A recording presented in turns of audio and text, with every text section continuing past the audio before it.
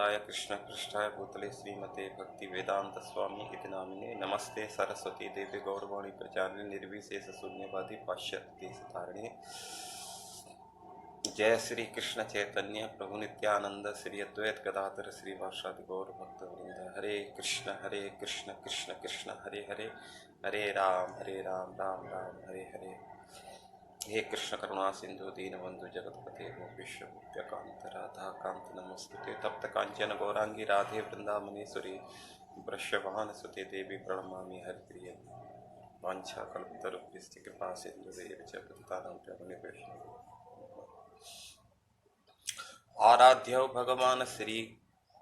आराध्यो भगवान ब्रजेशतनयः तत्धाम वृंदावनम्। रम्या कांचित उपासना ब्रजबधू बरगेण या कल्पिता। श्रीमद्भागवतं प्रमाण अमलं प्रेमा पुमार्थौ महा। श्रीचैतन्य महाप्रभु मतमिदं तत्रादरौ न परः। भूतैर्महद्भिः इमां पुरो विभो निर्मायसेते यद्मूष पुरुषः भुङ्क्ते गुणान् षोडशात्मकम्। सोऽलङ्कृशिष्ट भगवान् वचांसि मे, सोऽलङ्कृशिष्ट भगवान् वचांसि मे। कृष्णाय वासुदेवाय हरे परमात्मने प्रणतक्लेशनाशाय गोविन्दाय नमो नमः। नारायणं नमस्कृत्य नरं चैव नरोत्तमं देवीं सरस्वती व्यासं ततो जयमुदीरये। हरे कृष्णा। सभी के लिए हमारा, आप सभी के चरणों में हमारा दंडवत प्रणाम। आज हम चर्चा करेंगे वैष्णव अपराध के ऊपर, जो भक्ति में बहुत बाधक होता है। और ये उस पागल हाथी की तरह है, जैसे कोई पागल हाथी यस किसी फुलवारी में घुस जाए तो आप सोच सकते हैं वो किस प्रकार उस फुलवारी को तहस नहस कर देगा। तो ठीक ऐसे ही वैष्णव अपराध है। वैष्णव अपराध भक्तों के प्रति जो किया गया,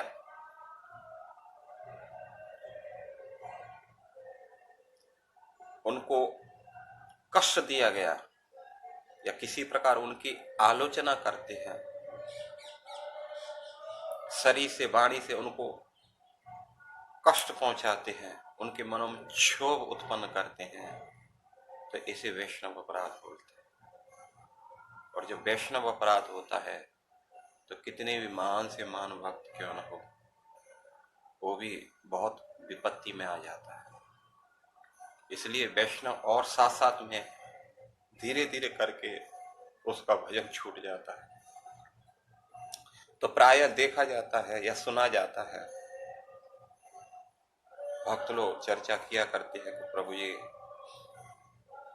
बहुत अच्छे भक्त थे, लेकिन फिर से वो सोसाइटी छोड़ करके, भजन छोड़ करके और अपने संसार में फिर घर गृहस्थी में चले गए। तो इसका मतलब ये होता है, समझना चाहिए उसने कहीं ना कहीं वैष्णव अपराध किया, या जप में मन नहीं लग रहा है, भगवान की सेवा में मन नहीं लग रहा है, तो समझना चाहिए भयंकर है ये वैष्णव अपराध। इसके लिए बोलते हैं नारायणम नमस्कृत्य नरम क्या नाम है, नारायण नमस्कृतम नरम चैव नरोत्तम देवीं सरस्वती व्यासम ततो जय मुदीरये। नष्ट प्रायेषु अभद्रेषु नित्यम भागवत सेवया। प्रायेषु अभद्रेषु नष्टेषु, भगवान के नाम जप से, श्रीमद् भागवत के श्रवण से जो बड़े से बड़े पहाड़ जैसे पापों को, अपीचेत सुदुराचारो जिसमें भगवान ने कहा है, कोई कितना भी पापी से पापी क्यों ना हो, वो भी श्रीमद् भागवत का श्रवण करता है, भगवान के नाम का जप करता है, वो बिल्कुल शुद्ध होकर के भगवत धाम चला जाता है। लेकिन यहां बोलते हैं नित्यम भागवत सेवया भगवती उत्तम श्लोके क्या बोलते हैं, नष्ट प्रायेषु अभद्रेषु। नष्ट प्रायेषु, प्राय प्राय मतलब लगभग, इसका मतलब कुछ छूट रहा है, पूरी तरह क्लीन नहीं कर रहा है। जबकि भागवत जो है भगवत स्वरूप है, अभिन्नत्वात् भगवान से अभिन्न है। लेकिन इसमें भी बोलते हैं, श्री व्यास जी बोलते हैं, इसकी स्तुति करते हैं कि प्रायेषु भागवत के श्रवण करने से नष्ट प्रायेषु अभद्रेषु। अभद्र है जो हमारे जो पाप हैं, जो कलमश है, वो प्राय ऑलमोस्ट खत्म हो जाते हैं। लेकिन फिर भी कुछ बच जाते हैं। तो कौन से बच जाते हैं? तो ये केवल एक बचते हैं, वो है वैष्णव अपराध। ये वैष्णव अपराध वाले जो पाप है हमारे, ये किसी से खत्म नहीं होते हैं। अपराध, अपराध का मतलब अपगत, राधात, आराधनात, आराधना नाम। अपगत मतलब दूर होना, आराधनाम, आराधनाम का मतलब होता है भगवत सेवा से। जो भगवत सेवा से दूर कर दे, भगवान के नाम से दूर कर दे, भगवत सेवा से दूर कर दे, श्रीमद् भागवत सुनने में हमारा मन न लगे, तो समझना चाहिए हम कहीं न कहीं भक्तों के चरणों में कुछ कुछ अपराध कर रहे हैं। इसलिए कृष्णदास कविराज ने कहा है, वैष्णव कृपा से पाहि विश्वम्बर, भक्ति बिना जप तप अकिंचित कर। चैतन्य चरितामृत मध्य लीला 21:7। वैष्णव कृपा से ही पाई विश्वम्बर। यदि भगवान विश्वम्बर को प्राप्त करना चाहते हैं, भगवान श्री कृष्ण को प्राप्त करना चाहते हैं, भगवान श्री राम को प्राप्त करना चाहते हैं, भगवान श्री चैतन्य महाप्रभु को प्राप्त करना चाहते हैं, भगवान जगन्नाथ को प्राप्त करना चाहते हैं, तो वैष्णव कृपा से केवल एकमात्र उपाय है वैष्णवों की मर्सी, वैष्णवों की कृपा। वैष्णवों की कृपा से भगवान की कृपा हमें प्राप्त होती है। और बिना उनकी कृपा से भक्ति बिना जप तप अकिंचित कर। यदि भक्तों की कृपा नहीं है तो हमारा जप करना, साधना करना, तपस्या करना, ये अकिंचित कर, बिल्कुल यूजलेस है, बेकार है। सोचो कितना पावरफुल है भक्तों की निंदा करने से होने वाला जो पाप है। तो इसलिए हमें प्रयास करना चाहिए भक्तों के चरणों में अपराध न किया जाए। तो आइए छोटी सी कथा कहेंगे और उसी का हम जो है सार देखेंगे, कैसे ये अपराध उस पागल हाथी की तरह, जैसे कोई पागल हाथी खूब सुंदर हमारी फुलवारी क्यों ना हो, सुंदर बागान क्यों न हो, लेकिन उसको तहस नहस कर देता है। ठीक वैष्णव अपराध भी इसी प्रकार है।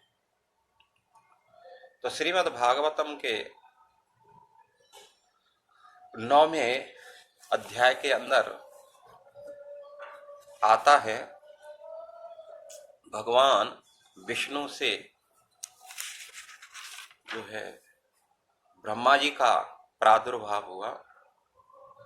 ब्रह्मा जी से मनु महाराज, स्वयंभू मनु, और मनु से जो है नभग हुए, और नभग के पुत्र हुए नाभाग, और उनके पुत्र हुए थे अम्बरीश महाराज। नाम सुने होंगे अम्बरीश। एक बार कुंभ का मेला लगा हुआ था प्रयागराज में, जहाँ सारे संसार के लाखों लाखों बड़े बड़े सिद्ध महात्मा, यहाँ तक पृथ्वी से नहीं स्वर्ग से भी, मृत्यु लोक पाताल लोक से भी वहां आए थे। और उस प्रयाग में जगह जगह जाकर के नारद जी अम्बरीश महाराज का गुणगान कर रहे हैं।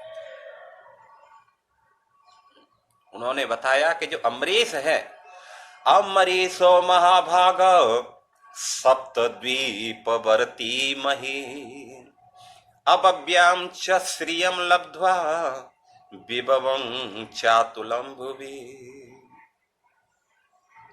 अम्बरीश महाभाग सप्त दीपवती मही।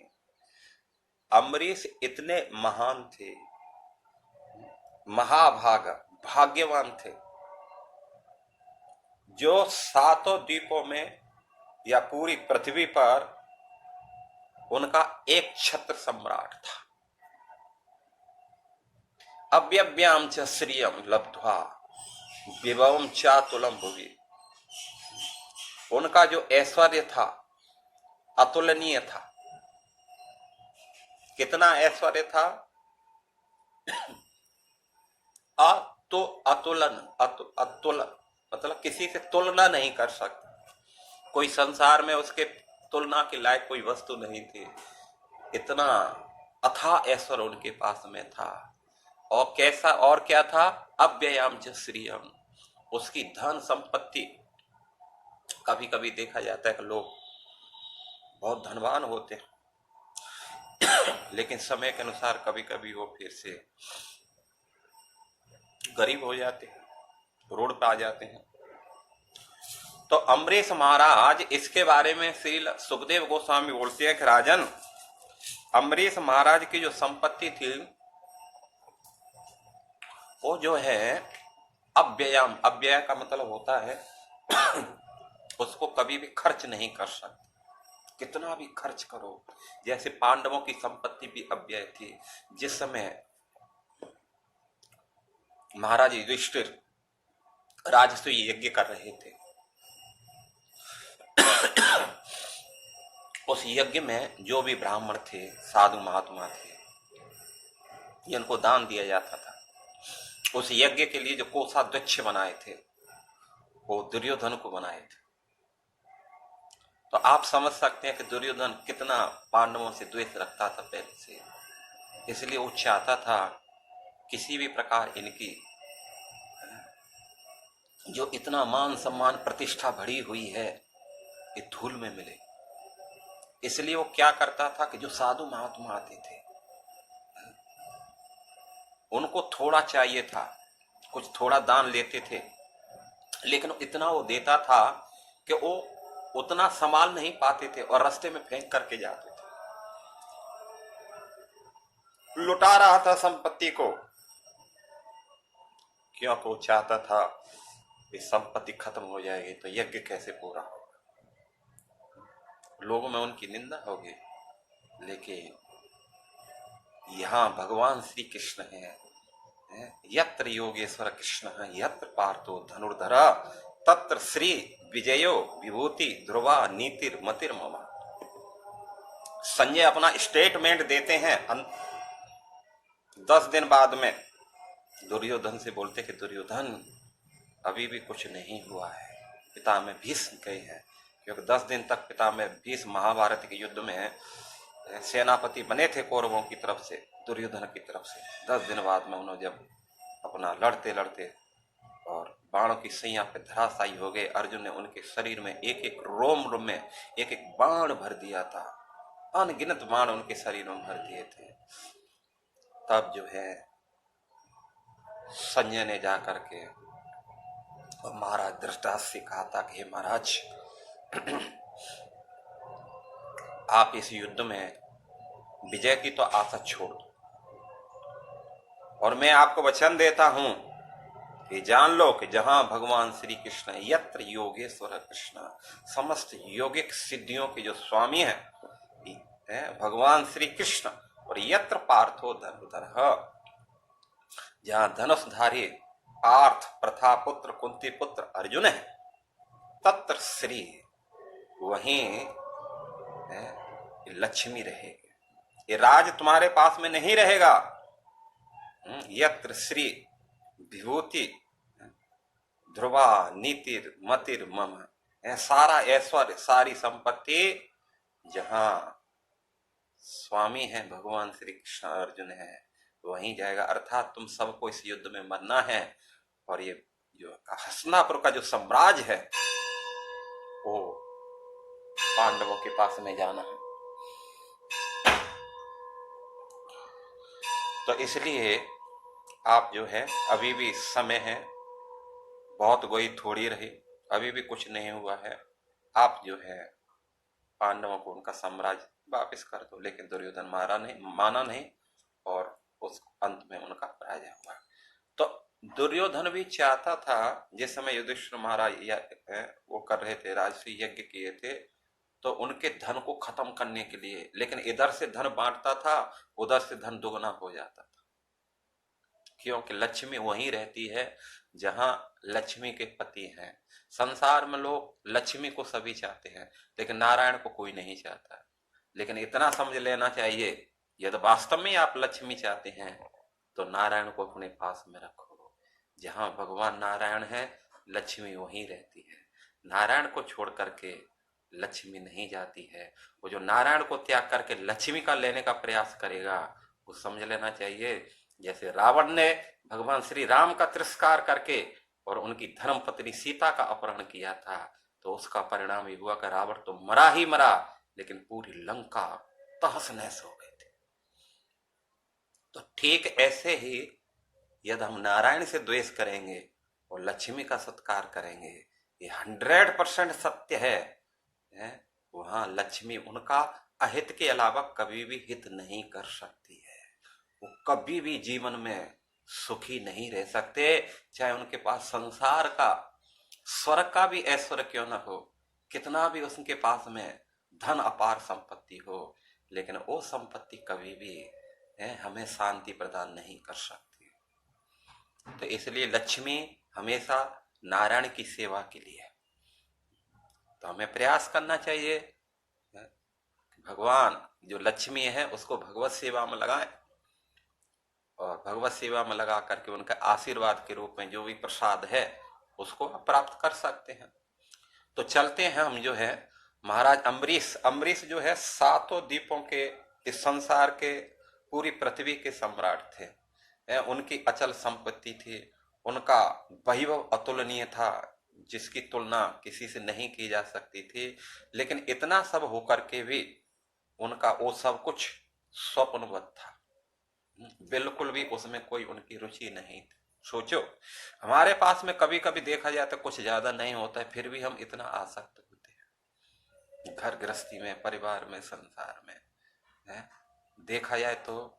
और जिनके पास में जो है महाराज, बहुत सारे ऐसे हुए, जनक महाराज हुए, महाराज युधिष्ठिर महाराज हुए, परीक्षित महाराज हुए, असंख्य कितने सारे, अयोध्या में श्री दशरथ जी महाराज हुए थे, बहुत सारे ऐसे देखे जाते हैं।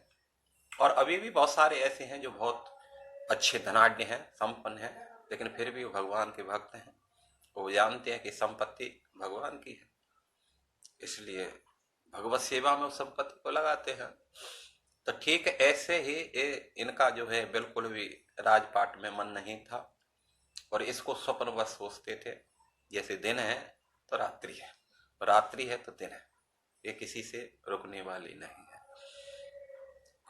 उनका बिल्कुल भी भगवान के भक्ति के अलावा, भगवान की सेवा के अलावा, भगवान के भजन के अलावा उनका संसार में बिल्कुल भी मन नहीं लगता था। एक बार राजपाट छोड़ करके मधुवन आए। मधुवन जहां ध्रुव महाराज ने तपस्या किया था, वृंदावन में ही, मथुरा में एक मधुवन स्थान है, बहुत रमणीक सुंदर स्थान है, जहां ध्रुव महाराज ने 6 महीने के अंदर तपस्या करके भगवान को प्रसन्न कर लिया था। उसी मधुवन में आकर के उन्होंने एकादशी का उन्होंने उपवास रखा, 1 साल तक बराबर जो है पूरा व्रत रखते थे। तो 1 साल के बाद में जब उसकी पूर्ण होने का समय आया, तो जो सबसे अंतिम एकादशी आई थी, तो हम एकादशी प्रधान द्वादशी को हम लोग उसका पालन करते हैं, क्योंकि एकादशी और खत्म होती है, द्वादशी उसमें लगती है। तो एकादशी से ज्यादा द्वादशी का फल उससे कई गुना बढ़ करके होता है। नंद महाराज, वृषभानु महाराज, बड़े बड़े जो हैं वो थे, वो द्वादशी का ही पालन करते थे। तो उन्होंने जो है जब एकादशी प्रधान द्वादशी जो थी, उन्होंने एकादशी के दिन उन्होंने व्रत रखा पूरा निर्जला, और पूरा दिन भगवान का कीर्तन प्रवचन सुनते रहे, भगवत सेवा में लगे रहे। और दूसरे दिन उन्होंने भगवान श्री राधा कृष्ण का, सुंदर उनके पास में ठाकुर थे, उनका उन्होंने जमुना से जल ला करके उनको स्नान कराया, अभिषेक किया, श्रृंगार किया, फिर भोजन तैयार करके, भोग तैयार करके भोग लगाया और बहुत बड़ा भंडारा लगाया। बड़े बड़े साधु महात्माओं को उन्होंने खिलाया, भक्तों को, वैष्णवों को खिलाया। और ठीक उसी समय दुर्वासा जी वहां पहुंचे थे अपने 60,000 शिष्यों के साथ में। तो महाराज अम्बरीश ने उनको देखा, देख करके उनका स्वागत सत्कार किया और आतिथ्य स्वीकार करने के लिए उनके चरणों में निवेदन किया। दुर्वासा जी ने कहा, अवश्य ही हम आते हैं, अभी स्नान करके आते हैं, आपका आतिथ्य स्वीकार करेंगे। तो इधर जो है दुर्वासा जी स्नान के लिए चले जाते हैं, संध्या वंदन करने के लिए। इधर अम्बरीश महाराज ने देखा कि एकादशी जो व्रत है उसके लिए एक निर्दिष्ट समय होता है, उस समय में ही एकादशी को हमें ब्रेक करना होता है, या उसको कुछ अन्न खा करके उसको तोड़ना होता है। यदि हम ऐसा नहीं करते तो एकादशी का फल नहीं मिलेगा। तो इसलिए उन्होंने देखा कि बहुत थोड़ा सा समय बचा हुआ है, इसलिए ब्राह्मणों से उन्होंने इसके लिए चर्चा की कि ऐसी परिस्थिति में क्या करना चाहिए। दुर्वासा जी हैं, अभी आए नहीं है, लेकिन समय निकला जा रहा है, तो उनका जो है अतिथि देवो भवः, उनका अपमान भी नहीं होना चाहिए, और किसी प्रकार हमारा जो एकादशी जो हम पालन करें वो भी खंडित नहीं होना चाहिए। तो इसलिए कुछ ऐसा उपाय बताइए जिससे दोनों ही काम हमारे बने। तो जैसे वकीलों के पास में हर समस्या का समाधान रहता है, डॉक्टरों के पास में भी जो है रोग का निदान हो जाता है, तो ऐसे ही ब्राह्मणों के पास में भी समस्या थी। तो उन्होंने कहा कि महाराज आप थोड़ा सा जल ले सकते हैं, चरणामृत ले सकते हैं। चरणामृत जल है, ये अन्न भी है और नहीं भी है, अन्न नहीं भी है, इसलिए इससे कोई दोष नहीं लगेगा। तो उन्होंने थोड़ा चरणामृत लेकर के एकादशी का ब्रेक किया, और जो है उसी समय दुर्वासा जी स्नान करके आ जाते हैं। तो उन्होंने देखा, दुर्वासा जी ने अपने योग बल से कि अम्बरीश महाराज ने जल पी लिया है।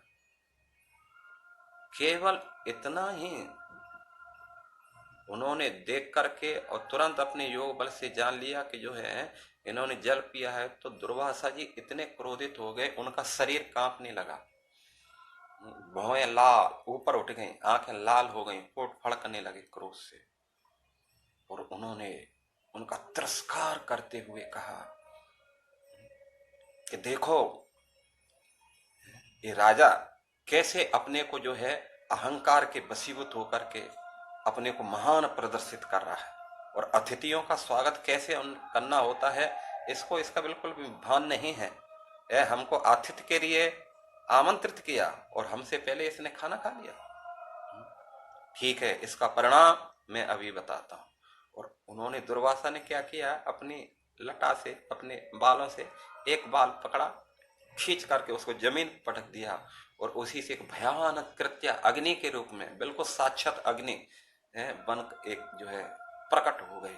और वो अग्नि हाथ में त्रिशूल लिए हुए, और दुर्वासा जी से हाथ जोड़ करके कहा, मेरे लिए क्या आदेश है? तो दुर्वासा ने कहा, जाओ इस राजा को भस्म कर दो।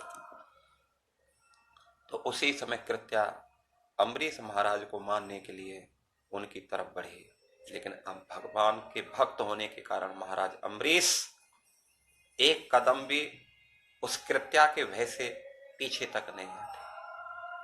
जो भगवान की भक्ति करता है, भक्ति का पहला गुण है अभयम। जो भगवान की भक्ति करता है वो अभय हो जाता है। अभयम सत्य संशुद्धि ज्ञान योग विवसिते। तो इसलिए महाराज अम्बरीश जब बिल्कुल काल था, कृत्या साक्षात काल स्वरूप अग्नि थी, लेकिन फिर भी भयभीत नहीं हुए। तो जो शरणागत भक्त हैं, जिन्होंने अपना सर्वस्व भगवान के श्री चरण कमलों में अर्पित कर दिया है, वो कृत्या से क्या, साक्षात यमराज भी आ जाते हैं, उससे भी वो घबराते नहीं है। इसलिए वहीं हाथ जोड़ करके खड़े रहे। और उसी समय भगवान ऐसे भक्तों पर कोई कष्ट आता है, उसको कभी भी स्वीकार सहन नहीं कर सकते हैं।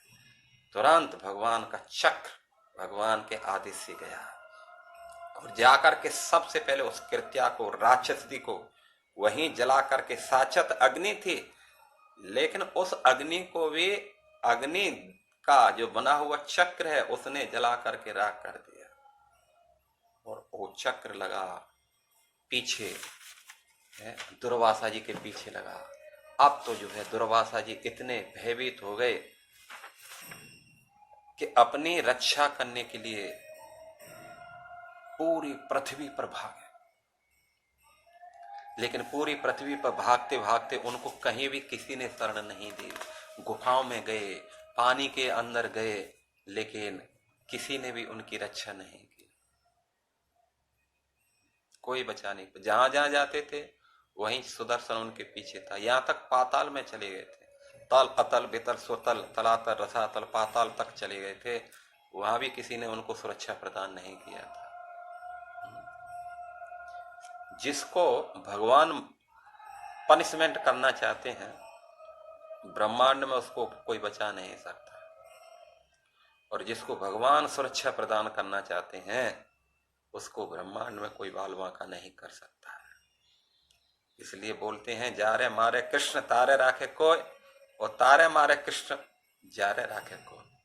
जिसको बचाने वाले भगवान श्री कृष्ण हैं, ब्रह्मांड में उसका कोई बाल बांका नहीं कर सकता। दुर्वास और मानने वाले कृष्ण हैं, उसको ब्रह्मांड में कोई बचा नहीं सकता।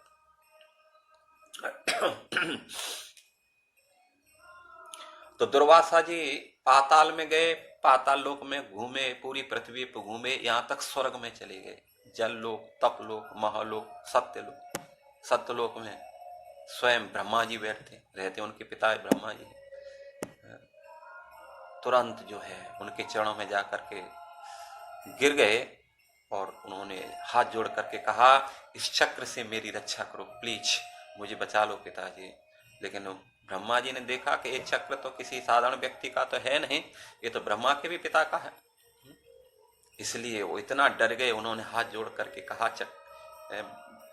दुर्वासा से कहा कि मैं तुम्हारी रक्षा नहीं कर सकता, क्योंकि मेरा ये लोक है द्विपरार्ध, परार्ध।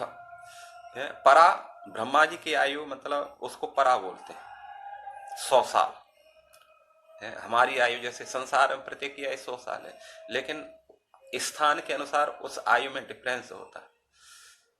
जैसे ब्रह्मा जी का एक दिन ही इतना बड़ा है कि उसका कैलकुलेट करना। ब्रह्मा का एक दिन है सतयुग, जैसे कलयुग, कलयुग की आयु 4,32,000। उसके बाद आता है द्वापुर, द्वापुर की उससे डबल 8,64,000। त्रेता 12 लाख कितना 96,000 उसकी सत्य चाल। और उसके बाद में जो है सतयुग कितना 17,28,000 समथिंग लाइक दैट। तो ये सब मिलाकर के 4 युग, कलयुग, द्वापुर, त्रेता और सतयुग, ये 4 युगों को मिलाकर के जब ये 1,000 बार 1,000 बार निकल जाते हैं, तो ब्रह्मा जी का मात्र 12 घंटा होता है, 12 आवर्स ओनली दैट पीरियड। ये जो है उनका, तो आप सोच सकते कि ब्रह्मा जी की कितनी आयु है। लेकिन वो ब्रह्मा जी की आयु, ऐसे ब्रह्मा जी जो है फिर उनकी 12 घंटे की फिर रात होती है, इतना ही समय उनका। और 30 दिन का एक महीना होता है, 365 दिन का साल होता है। ऐसे 100 वर्ष तक ब्रह्मा जी भी जीते। लेकिन वो समय कैसे खत्म हो जाता है ब्रह्मा जी का?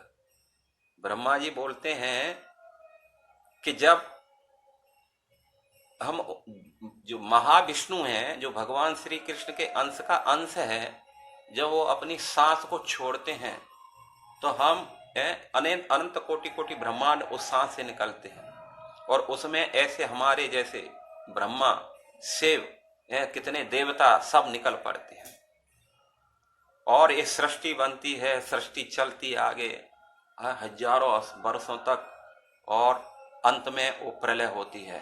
तो वो पीरियड हमारा कितना होता है, हमारी 100 साल, या सृष्टि का विनाश कब हो जाता है, तो जब सांस छोड़ करके जब सांस वापस लेते हैं उतने ही वर्ष में हमारे 100 वर्ष खत्म हो जाता है। ब्रह्मा जी बोलते, सोचो,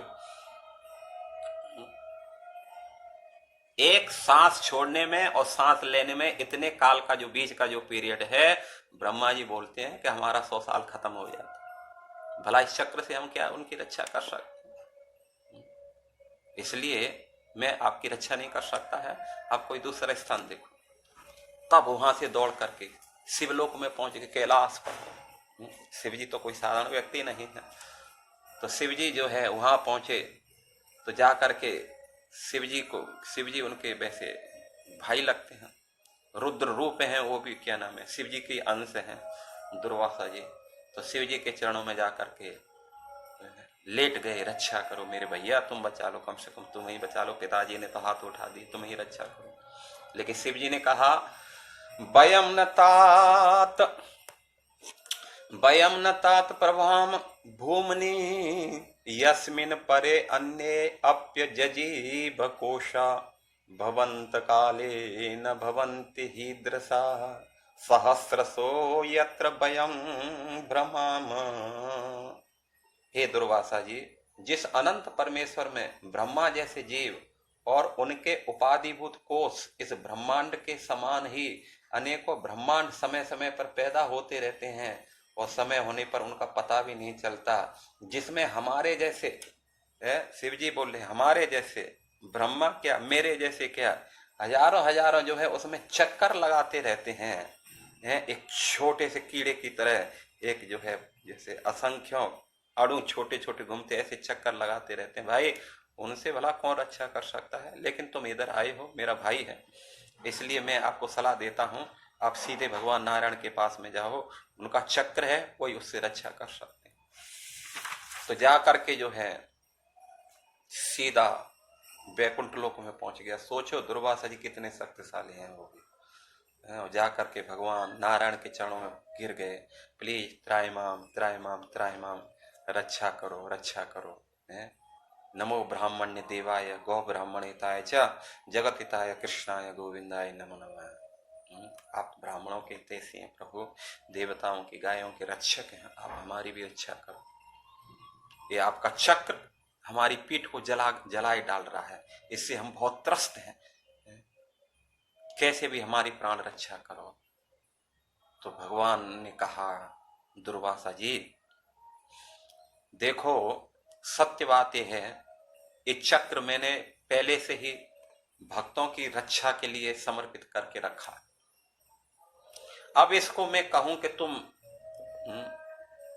मान जाओ तो ये मेरी बात सुनने वाला नहीं, आप मेरी बेइज्जती मत कराओ। अहम भक्त पराधीनो ये स्वतंत्र इव द्विजः साधु विग्रस्त हृदयो भक्त जन प्रिया।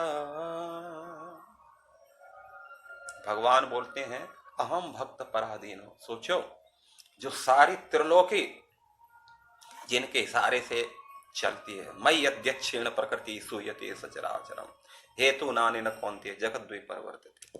अर्जुन, ये जो सृष्टि है, ये जो प्रकृति है, मेरी अध्यक्षता में कार्य करती है। दिन होना, रात होना, सूर्य का निकलना, चंद्रमा का निकलना, समय के अनुसार फल आना, सीजन बदलना, सर्दी गर्मी बारिश आना, ये भगवान के इशारे से होती है। तो सारी सृष्टि उनके वसील, उनके अधीन है। लेकिन वो भगवान बोलते हैं अहम भक्त पराधीनो, मैं तो भक्तों के अधीन हूं। ही स्वतंत्र एवं द्विजा, हे ब्राह्मण श्रेष्ठ, मैं कोई स्वतंत्र नहीं है, सोच लो, भगवान भक्तों के प्रति कितना है, भक्त जैसे भगवान के प्रति समर्पित होते हैं, भगवान भी ऐसे ही समर्पित भक्तों के प्रति होते हैं। भगवान बोलते हैं कि लोक लाज तज विनहि काज मैंने बैकुंठो बिसरायो। जहां बैकुंठ में लक्ष्मी सहस्त्र शत संभ्रम सेव्यमानम, कोटि कोटि लक्ष्मियां जिनकी सेवा के लिए हाथ जोड़ करके खड़े रहते हैं,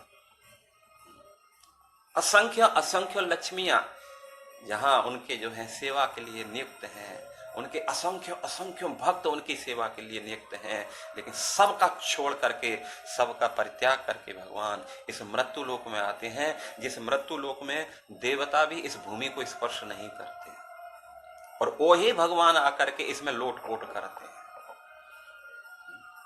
सोच लो, भगवान भक्तों के प्रति कितना प्रेम रखते हैं।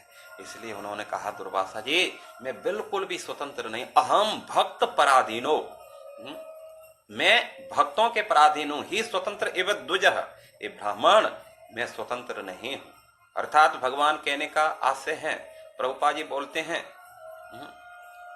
कि भगवान जो हैं, हालांकि उनके सब इशारे से सारे कार्य होते हैं, लेकिन वो ही भगवान जब इस जगत के अंदर आते हैं तो वो भक्तों के इशारे से नाचते हैं, भक्तों के इशारे से काम करते हैं। ब्रज में भगवान श्री कृष्ण जब प्रादुर्भाव हुए, प्रकट हुए, जन्म लिए, तो वही भगवान जब गोकुल में थे, छोटे छोटे लाला, तो उस समय जो ब्रज की गोपियां थी, ताए अहिर की छोरियां छचिया वर छाछ नाचा जा, तो वो गोपियां जो हैं भगवान को छाछ पे थोड़ा सा मक्खन पर नाच, बोला नाचो तो हम मक्खन देंगे, और भगवान ठुमक ठुमक करके नाचते थे। तो सोचो, एक भक्त आनंद लेते हैं, भगवान आनंद लेते हैं अपने भक्तों से, और भक्त भी आनंद लेते हैं भगवान से। तो प्रभुपाद जी बोलते हैं कि वास्तव में भगवान किसी के अधीन नहीं है, लेकिन भक्ति एक ऐसी शक्ति है, भक्ति में एक ऐसी शक्ति है, या भक्त जो है भक्ति के प्रभाव से, अपने भजन के प्रभाव से भगवान को भी अपने बंधन में ले लेता है। इसलिए संसार में कुछ बनना है तो भक्त बनो, और जिसने भगवान को अपने अधीन कर लिया ब्रह्मांड में, और उसके लिए कुछ भी बाकी नहीं रहा, सारा संसार उनके चरणों में होगा। तो हम लोग संसार को तो अपने अधीन करना चाहते हैं, और भगवान से कुछ लेना देना नहीं रखते, लेकिन ये जान लो, जो संसार को अधीन करना चाहेगा वो कभी भी संसार को अधीन नहीं कर सकता है।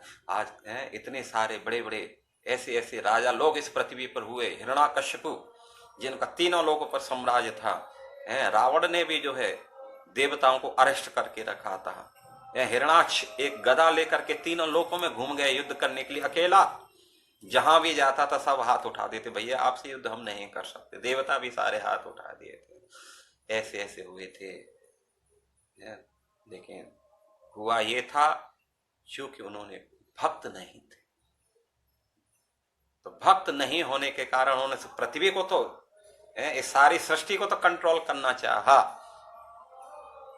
लेकिन भगवान के भक्त न होने के कारण वो इस संसार को, ये सारी सृष्टि को कंट्रोल नहीं कर सके, और वो ही जो है राम नाम सत्य को प्राप्त हो गए। तो इसलिए सिद्धांत प्रभुपाद जी बोलते हैं कि हमें प्रयास करना चाहिए भक्त बनने का। संसार में और कुछ बने न बने, भक्त बनो, जननी जने तो भक्त जने, या दाता या सूर, कुछ बनो या न बनो भाई, भक्त जन जरूर बनो। जो भक्त बनता है ये समझ लेना चाहिए, उसकी सारी जो जिम्मेदारियां संसार के प्रति, माता पिता के प्रति, देवताओं के प्रति, धर्म ग्रंथों के प्रति, समस्त जीवात्माओं के प्रति, हर उससे पूरा हो जाता है। जैसे कोई वृक्ष की जड़ में पानी दे रहा है, इसका मतलब है पेड़ पौधे लता पता है, वृक्ष का तना भी पानी चला जाता है, उसकी टहनी भी हरी हो जाती है, पत्ती भी हरी हो जाती है, उसमें फल फूल सब लग जाते हैं केवल जड़ को सिंचन करने से। लेकिन जड़ को सिंचन न करे, केवल फुहारा मारे ऊपर से, तो वृक्ष सूख जाता है। तो इसलिए प्रसन्न करना है, भगवान को प्रसन्न करो। और भगवान कैसे प्रसन्न होते हैं? भगवान प्रसन्न करते हैं जीवे दया, वैष्णव सेवा।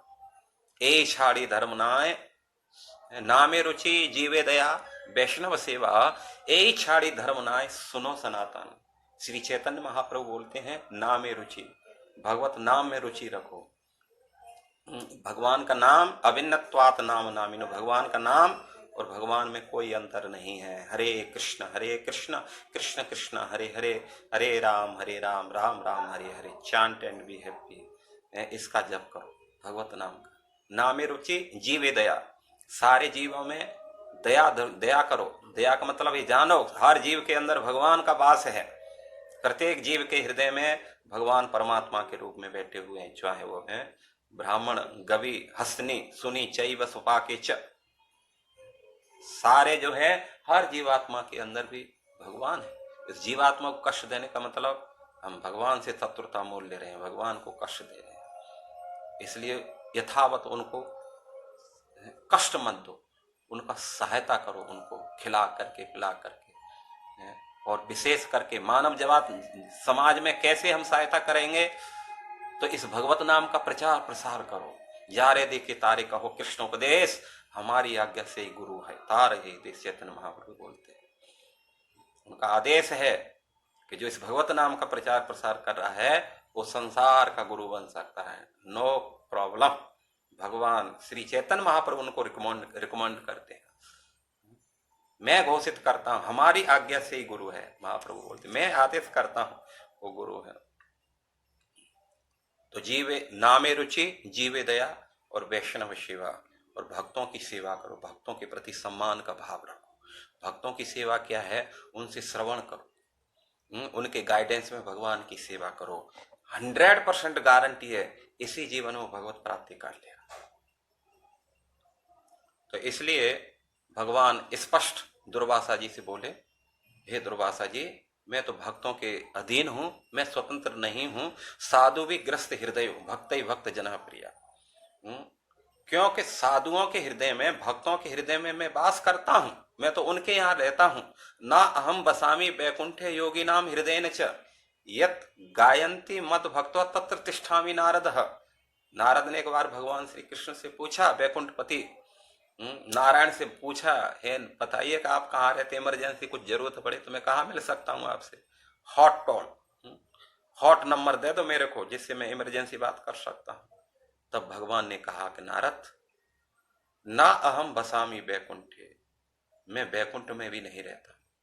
अच्छा, तो बड़े बड़े योगी हैं, उनके हृदय में बोला योगी नाम हृदय ने, मैं योगियों के हृदय में भी नहीं रहता। अरे भाई, जो सर्दी गर्मी वर्षा सहन करके जो है पड़े हुए हैं, योग कर रहे हैं, ध्यान कर रहे हैं, उनके बोला न न न, उनके पास भी नहीं। तो आप कहाँ रहते हैं?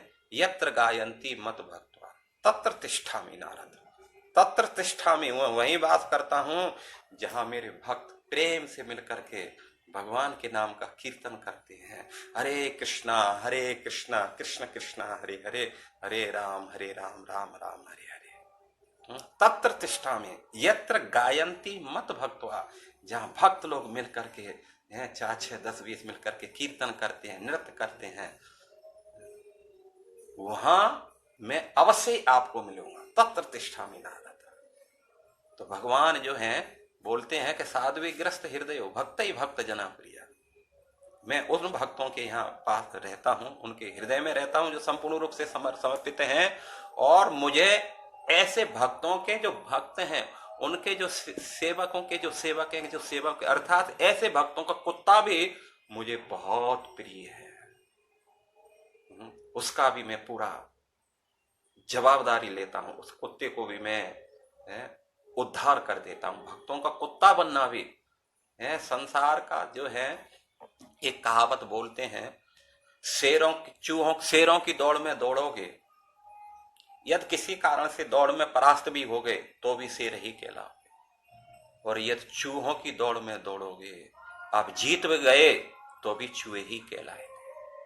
तो संसार की दौड़ चूहों की तरह, इस संसार में कोई कितना भी बन लो भाई, हिटलर जैसा है वो भी जो है इस अंत में जो है बुरी मौत मारा गया। सिकंदर, जिसने अंत समय में कहा था कि भाई अंत समय मेरे हाथ खोल करके रख देना, और क्यों?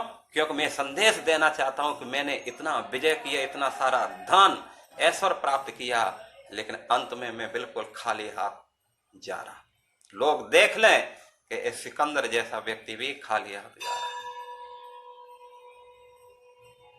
तो हमें भजन करना है। भजन करने से यह कोई हानि नहीं है। यह थोड़ा कष्ट होता है, या हमें जो है लोग क्या कहते हैं, लोगों के कहने पर कोई भी जो है दिक्कत वाली बात नहीं। संसार में तो लोग कितना भी कोई अच्छा कर, जो भगवान राम को बोल सकता है उनकी निंदा कर सकता है, कृष्ण की निंदा कर सकता है, बड़े बड़े नेताओं की जो धार्मिक कितने अच्छी तरीका से, मोदी बेचारा कितना, जिन्होंने अपना संपूर्ण सर्वस्व त्याग करके इस देश की सेवा में लगा हुआ है, लोग उसके बारे में भी गलत बोलते हैं। जो निंदनीय जिसकी प्रवृत्ति हो चुकी है, प्रवृत्ति जो है नीच प्रवृत्ति है, उस व्यक्ति के लिए तो कोई कितना भी अच्छा करो तो भी उसकी निंदा ही करेगा। तो इसलिए निंदकों की कमी नहीं, निंदा स्तुति पर मत जाइए। संसार में निंदा भी होगी और कहीं स्तुति भी होगी। इसलिए आपको निंदा स्तुति तो टेम्परेरी है, जैसे दिन है तो रात्रि आती है, रात्रि है इसलिए घबराइए मत, दिन भी आएगा। तो हमें जो है प्रयास करना चाहिए भगवान का भजन। अपने परिवार में रहो, समाज के साथ रहो। हमें ये नहीं कहते उसको छोड़ दो, सबके साथ में रहो, अपना सर्विस करो, परिवार के साथ में रहो, बच्चों को, पत्नियों को, परिवार वालों को भी भगवत सेवा में, भगवान नाम में, जप में, कीर्तन में उनको इंगेज करो, उनके साथ मिलकर के भजन करो। भगवान का भोग कर बना करके, भगवान को भोग लगा करके प्रसाद के रूप में खाना खाओ, प्रसाद खाओ, वो घर बैकुंठ बन जाता है। तो इसलिए भगवान ने कहा कि देखो मेरे जो भक्त हैं वो तो प्रिय ही हैं, लेकिन भक्तों के जो भक्त हैं वो भी मेरे बहुत प्रिय होते हैं। इसलिए इस चक्र को मैं रोक नहीं सकता। मैं तुम्हें उपाय बता सकता हूँ। तुमने अम्बरीश के चरणों में अपराध किया है, इसी सीधे अम्बरीश के पास में जाओ, वो तुम्हारी रक्षा कर सकता है। और सीधा बैकुंठ से दौड़े, चक्र पीछे पीछे दौड़ रहा, अभी तक उसने साथ नहीं छोड़ा है। पीठ बिल्कुल लाल कर दी है उनकी, दुर्वासा की, जले जा रहे हैं, और अंत में जाकर के अम्बरीश के पैरों में गिर गया। त्राहिमाम त्राहिमाम त्राहिमाम, रक्षा करो मेरी, रक्षा करो। अब सोचो, आप सोच सकते हैं कि अम्बरीश 1 साल पहले, 1 साल तक दुर्वासा जी तीनों लोकों में चक्र लगाए, 1 साल हो गया था। लेकिन आप देखो अम्बरीश महाराज उसी स्थान पर, एक स्थान पर वहीं के वहीं 1 साल तक खड़े रहे। न उन्होंने पानी पिया, न एक अन्न का ग्रास लिया, और पश्चाताप करते रहे। एक ब्राह्मण के चरणों में मेरे द्वारा अपराध हुआ है, उसको कष्ट मेरे द्वारा हुआ है, इस बात को वो जो है महसूस नहीं कर रहे थे कि दुर्वासा ही जो है उनकी गलती के कारण उनको खुद पनिशमेंट मिला है। लेकिन नहीं, भक्त की यही बात होती है। सबसे बड़ा जो बड़ा भक्त होता है अपने को बहुत दीन ही नीच मानता है। तृणात अपि सुनीचे न तरोर अपि सहिष्णु। भक्त जो है हमेशा दूसरों के ऊपर दोषारोपण नहीं करता है, हमेशा अपने ऊपर ही दोषों का आरोपण करता है। मेरे कारण ही गलती हुई, इसलिए उनको कष्ट हुआ। एक ही स्थान पर हाथ जोड़ करके खड़े रहे, भगवान से प्रार्थना करते रहे, प्रभु उस महान ऋषि दुर्वासा की आप रक्षा करना। जब 1 साल बाद में आए तो उन्होंने पैर पकड़ लिए दुर्वासा जी ने, प्लीज रक्षा मान, रक्षा मान। तब अम्बरीश महाराज ने उनको उठा करके उनके चरण पकड़े, हे ऋषिवर आप मेरे को माफ कर दो। दुर्वासा जी बोलते कि मैंने बहुत बड़ा अपराध किया, मैं नहीं समझ पाया आपको कि आप इतने बड़े भगवान के भक्त हैं, जो है क्या नाम है, चक्र भी आपकी रक्षा कर रहा है। लेकिन आज मेरे को मालूम पड़ा कि भगवान के जो भक्त होते हैं वो कितने पावरफुल होते हैं। इसलिए दुर्वासा जी ने जो क्षमा याचना की, तब जो है अम्बरीश महाराज ने बिल्कुल नम्र होकर के और चक्र से कहा कि हे चक्र, आप सुदर्शन, आप क्या करो, अभी आप शांत हो जाइए। उन्होंने कहा त्वरम धर्म स्व त्वं धर्मस्त्वमृतं सत्यं त्वं यज्ञो अखिल यज्ञ भुक् त्वं लोकपाल सर्वात्मा त्वं तेज पुरुषं परम। हे सुदर्शन चक्र, आप ही धर्म हैं, मधु एवं सत्यवाणी हैं, आप ही समस्त यज्ञों के अधिपति और स्वयं यज्ञ भी हैं। इसलिए आप समस्त लोगों के रक्षक सर्वलोक स्वरूप भी हैं। आप परम पुरुष भगवान के श्रेष्ठ तेज हैं। और उन्होंने कहा कि यदि मैंने अपने मन से वाणी से मेरे पुरखों ने भी यदि धर्म की मर्यादा का उल्लंघन नहीं किया हो, यदि मैं धर्म पर रहा हो, मैंने मन से भी किसी का दूसरे का अहित नहीं सोचा हो, हे सुदर्शन चक्र, आप बिल्कुल शांत हो जाइए। अपने तेज से इस ब्राह्मण को शीतल, तेज को शांत करके इस ब्राह्मण देव को शीतलता प्रदान करो। उसी समय अम्बरीश महाराज की प्रार्थना से सुदर्शन बिल्कुल शांत हो गया, शीतल हो गया और वहां से अदृश्य हो गया। तब जो है दुर्वासा जी उन्होंने कहा, अहो अनंत दासानां महत्वं दृष्ट मध्य में कृतागसो अपि यद राजन मंगलानि समीहसे। अहो अनंत दासानाम, उस अनंत भगवान श्री कृष्ण के भक्तों को तो देखो, महत्वम दृष्ट अद्य में, आज मैं उनकी शक्ति का आकलन कर सका। वो कितने शक्तिशाली होते हैं, वो कितने पावरफुल होते हैं।